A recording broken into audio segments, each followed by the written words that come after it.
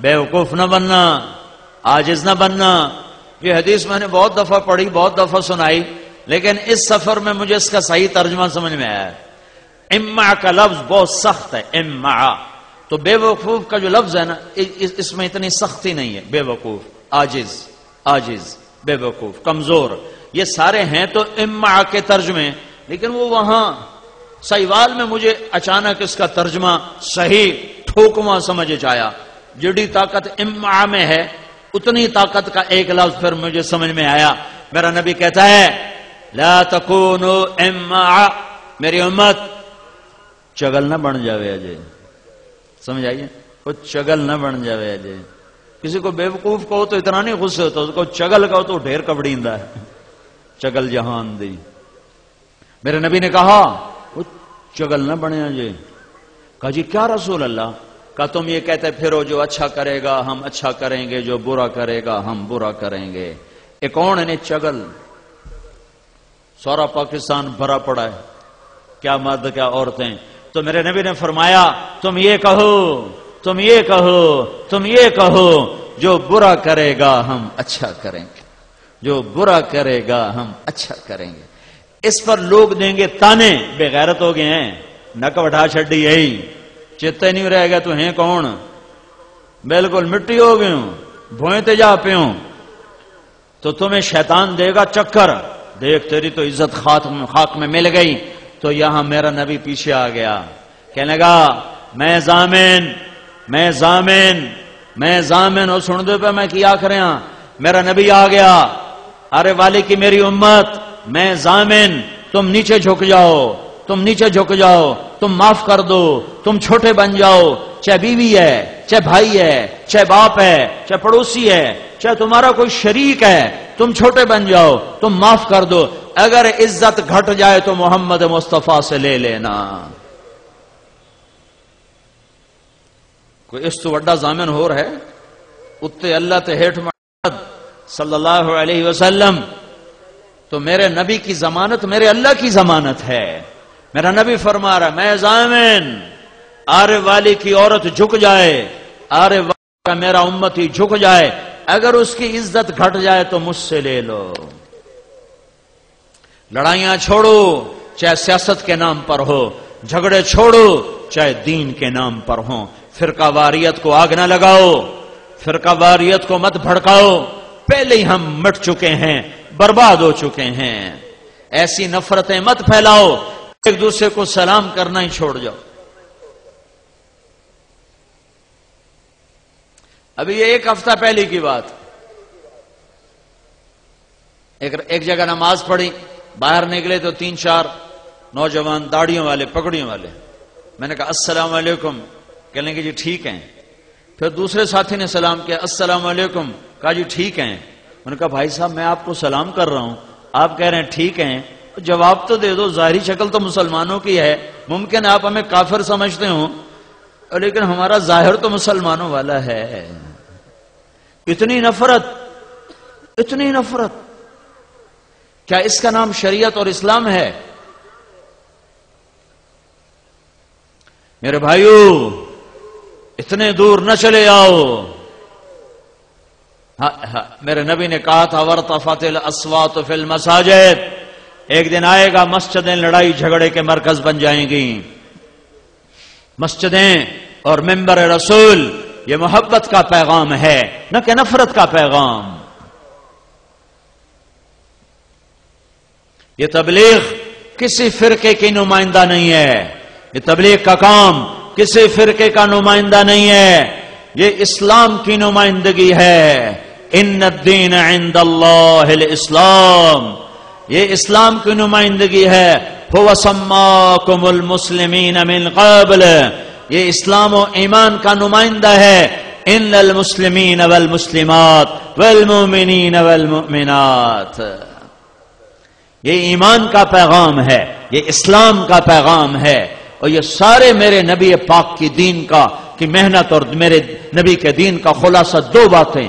ایک بندگی، عبادت، نماز سر فہرست. کوئی مرد عورت، کوئی چھوٹا بڑا بے نمازی نہ رہے. دوڑو اذان پر اللہ کی طرف، دوڑو اذان پر اللہ کی طرف. اور دوسرا جز ہے اللہ کے بندوں سے حسن اخلاق، اللہ کے بندوں سے حسن سلوک، اللہ کے بندوں سے پیار و محبت، معاف کرنے کی فضا بناؤ۔ بیوی خامند کو مقام دے، خامند بیوی کو مقام دے۔ میرے نبی نے فرمایا بہترین مسلمان وہ ہے جو بیوی سے اچھا سلوک کرے، اور میرے نبی نے فرمایا میری شریعت میں سجدہ ہوتا تو میں بیوی سے کہتا خامند کو سجدہ کرے۔ ماں باپ کو مقام دو۔ میرے نبی نے فرمایا ماں باپ کو صرف صبح ایک نظر دیکھ لو تو شام تک جنت کے 2 دروازے تمہارے لیے کھول دیے جاتے ہیں۔ شام تک 2 دروازے تمہارے لیے کھل گئے۔ شام کو دیکھو صبح تک کھل گئے۔ میرے نبی نے فرمایا جس کو اللہ نے 2 بیٹیاں دیں، 3 بیٹیاں دیں، اس نے ان کی شادی کی، وہ جنت میں میرا ساتھی۔ ایک شخص نے کہا یا رسول اللہ 3 نہ ہوں 2 ہوں تو پھر؟ آپ نے جس نے 2 کو رخصت کیا وہ جنت میں میرا ساتھی۔ ایک نے کہا یا رسول اللہ یہ ہوئے ایک کو دوئی دی امید بھی نہ ہوئے تو مڑ کی کریے۔ تو آپ نے کہا جس نے ایک کو اٹھایا، جس نے ایک کے ہاتھ پیلے کیے وہ جنت میں میرا ساتھی۔ میرے نبی نے فرمایا جس کو اللہ نے 2 بہنیں دیں اس نے بہنوں کا حق دیا۔ ہمارے ماحول میں خاص طور پر ذمہ داروں میں، مجھے تاجروں کا نہیں پتا، بیٹیوں کو باپ کی وراثت میں سے بھائی حصہ نہیں دیتے، پٹواریوں سے مل ملا کے اپنے ہی نام کرا لیتے ہیں، یا بہنوں کو مجبور کر کے ان سے زبردستی انگوٹھے لگوا کے اپنے نام کرواتے ہیں۔ کوئی قسمت کی ماری بھائیوں سے حصہ مانگ لے تو کہتے بڑی بے غیرت ہے، زمینہ مانگ دیے۔ بے غیرت تو خود ہے جو رب کے قرآن کو للکار گیا۔ جس چھاتی کا دودھ بیٹے نے پیا اسی چھاتی کا دودھ بیٹی نے پیا، جس گود میں بچہ پروان چڑھا اسی گود میں بچی پروان چڑھی۔ پر یہ ظلم و ستم ہے ہمارے معاشرے کا کہ بہنوں کو حصہ نہیں دیا جاتا، بہنوں کا حصہ زبردستی لے لیا جاتا ہے۔ یہ ہندو رسم ہے۔ میرے نبی نے فرمایا جس کو رب نے 2 بہنیں دیں اور اس نے ان کا حق ادا کیا اور ان کی شادی کی اور شادی کے بعد بھی ان کے سر پہ ہاتھ رکھا تو اس پہ جنت واجب ہو گئی۔ بہنوں کو حصہ دو ورنہ رزق حرام ہو جاتا ہے۔ میں رائمنڈ پڑھتا تھا، میں نے دینی تعلیم رائمنڈ میں حاصل کی۔ میرے استاد ہیں قرآن کی تفسیر کی مولانا جمشید علی صاحب۔ میں اپنے گھر سے اپنے باغ میں سے شہد اتروایا اور ایک بوتل لے کر گیا ان کی خدمت میں۔ 1977 کی بات، 77-78، 10 روپے دی بوتل آ جاوے شہد۔ میں نے کہا حضرت میں آپ کے لیے شہد لایا ہوں۔ فرمایا کہاں سے لائے ہو؟ میں نے کہا جی میرے اپنے باغ کا ہے۔ تو میرے استاد مجھ سے فرماتے ہیں تیرے باپ نے اپنی بہنوں کو زمین میں سے حصہ دیا تھا؟ ایک بوتل شہد ہے، تحقیق کتنی ہو رہی ہے؟ بہنوں کو حصہ دیا تھا؟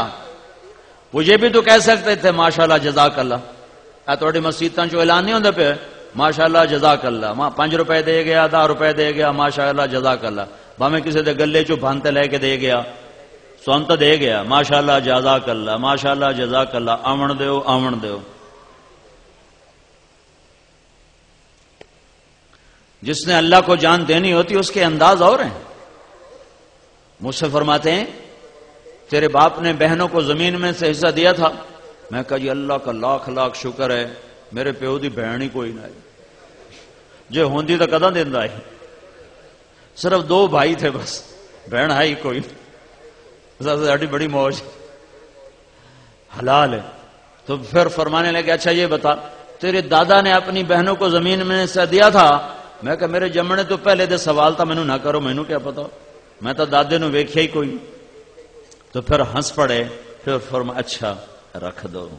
جس نے اللہ کو جان دینی ہوتی ہے وہ اپنے اندر لقمہ لے جانے سے پہلے اتنے خیال کرتا ہے کہ بہنوں کو حق دینا کتنا ضروری ہے، کہ اگر چونکہ یہ تو ابھی وارث نہیں ہے، ابھی تو اس کا باپ زندہ ہے، اگر اس کے باپ نے، باغ تو اس کے باپ کا ہے، اگر اس کے باپ نے اپنی بہنوں کو زمین کا حصہ نہیں دیا تھا تو پھر یہ شہد حرام ہے۔ اس لیے یہ میرے پیٹ میں نہیں جا سکتا۔ تو میرے بھائیو، بہت بڑا مجمع ہے، حالانکہ میں